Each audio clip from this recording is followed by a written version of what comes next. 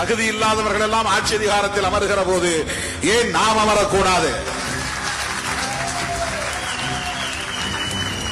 தொண்டுள்ளம் இல்லாதவர்கள் எல்லாம் முதல்வராக வேண்டும் என்று விரும்புகிற போது தொண்டு செய்வதே வாழ்க்கை என்று இருக்கிற நாம் ஏன் முதல்வராக வேண்டும் என்று ஆசைப்படக்கூடாது? கொள்கை கோட்பாடு என்றால் என்ன என்று கேட்டு தலையை சொரியக்கூடியவர்களுக்கு மத்தியில் ஏன் நாம் முதல்வராக வேண்டும் என்று பிரகடனப்படுத்தக்கூடாது?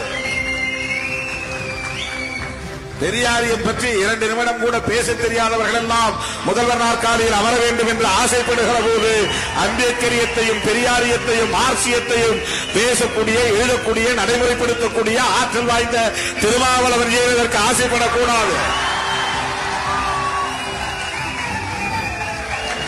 அப்படித்தான் பெண்களும் ஏன் முதல்வராக கூடாது என்று கேள்வி எழுப்புகிற